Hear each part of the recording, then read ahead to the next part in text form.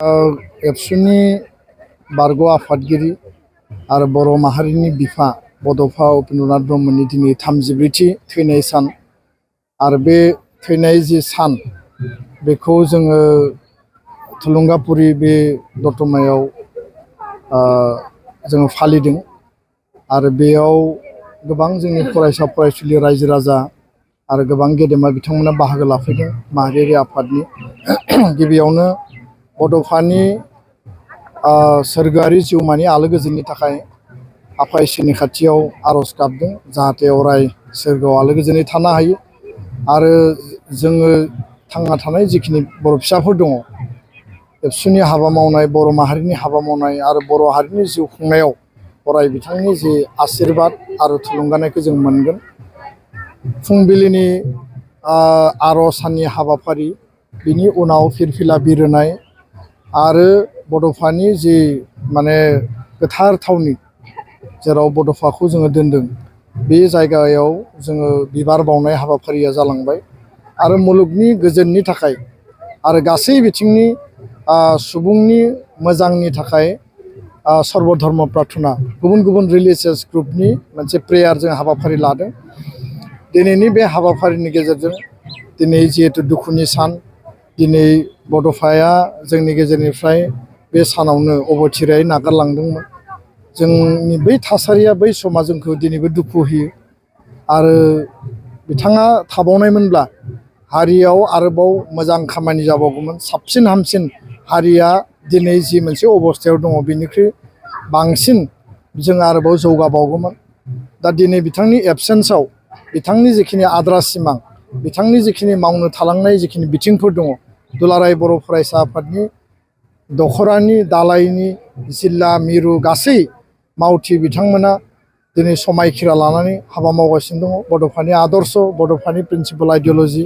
जों खुनु कारनाव खुनु बिन्दोआव जाहाथे बियो कमप्रमाइज जाया आरो माहारिनि थाखाय डिटारमिनेसननि गेजेरजों जों गावखौ बावसोमनानै बड'फाया जेरै गावखौ बावसोमदोंमोन बे एखे बावसोमनायनि आदर्शआ साफ्रोमबो एबसुनि मावथि बिबानगिरि बर' माहारिबादखौ मोजां मोनग्रा अनसायग्रा हारिखौ जायफोर अनग्रा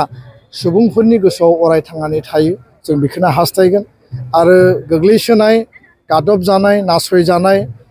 राव हारिमु थुनलाइ बिथिंजों जोङो जेथिंबो सेदलि भेदलि मोनसे थासारि गाननाय जोमनाय आरो जोंनि थांना थानाय जानाय लोंनायनि थासारिया सेरखाय बेरखाय जाना दंमोन। बे थासारिनिफ्राय बड'फाया खौसे खालामबाय आलादा रायजो बड'लेण्डनि दाबि बिथाङा दैखांबाय मास पिपोल मास रिभलिउसननि मोनसे मबिलाइजेसन आरो बेखौ लानानै भारत आरो आसामाव मोनसे सेन्सेसन सृष्टि जाबाय जाय मोनसे नेसनेल लेभेल बा इन्टारनेसनेल लेभेल मोनसे एटेनसन ड्र खालामनो हादोंमोन आरो बे एटेनसन ड्र एट्राक्सन हारिनि खौसेथिनि गेजेरजों गावनि राजनितिक संबिधानिक गणतान्त्रिक अधिकारनि थाखाय जि आलादा रायजोनि जि आवाज दैखांनायमोन बिनि बिथायावसो दिनै बिएससि गोरोबथा बिटिसि गोरोबथा आरो बिटिआर गोरोबथा आरो बेयाव बड'फायानो गुदि आरो गिबि आरो बेखायनो जोङो सानफ्रोमबो बड'फानि आदर्शखौ लानानै इयुन जोलै स्कुल कलेज इउनिभारसिटियाव जेसेबां दङ बिथांमोना मोनसे आत्मबिसासनि गेजेरजों माहारिनि फारसे रेसपन्सिबिलिटि आरो माहारि दानायनि आदर्शखौ लानानै आवगायनांगोन आरो दिनैनि बे सानाव बर' हारिया लिभ एन्ड लेट लिभ बड'फानि आदर्शजों थां आरो थांनानै थानो हो बे मोन्थोरखौ लानानै आवगायबोदों आरो जों रावखौबो इनाय मावाखै आरो जोंनि सायावबो रावबो जाहाथे इनाय दा मावथों। बड'फानि जि मोनसे हास्थायनाय बयबो खौसेयै आगान सुरनांगौ। दिनै जोङो बबेबा नङा बबेबा समाव जोङो हारियाव गावस्रा गावस्रि जाबोदों हारियाव एना एनि जाबोदों थेवबो दिनै जोङो मोनसे हांख्रायनो दुलाराय बर' फरायसा आफादा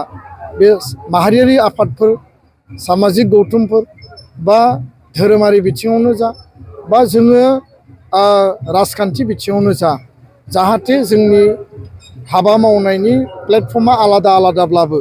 जों जाहाथे हारि आरो माहारिबाद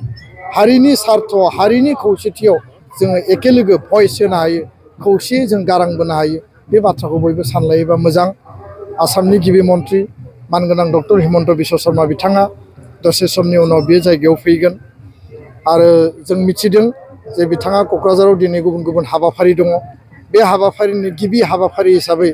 बड'फानि बे थुलुंगापुरियाव बड'फाखौ श्रद्धांजलि बिबार बावनो थाखाय बिथाङा बाहागो लाफैगोन। बे जोंनि गोग्गानाय आरो बे मोनसे सन्माननि बाथ्रा। आरो बिथांनि नैथि खेबनि थाखाय थुलुंगापुरियाव बाहागो लानाया बर' हारिनि थाखाय मोनसे गौरब आत्मसन्माननि बाथ्रा होननानै जों सानो। आरो बेखायनो एबसुनि दाबि आरो मानगोनां उरखावगोरा ब्रह्म, मानगोनां प्रमद बर' बिथांमोननि नाजानाय आरो हाबा मावनायनि गेजेरजों आसामनि गिबि मन्थ्रिया मोनसे गिदिर थांखि लानायनि गेजेरजों बड'फानि जोनोम सान 31 मार्चखौ फरायसा सान हिसाबै घोषणा होदोंमोन। आरो बे घोषणा होनाय बायदि दिनै बिनि फालिनाय आरो खुंनाय फुरा आसाम लेभेलाव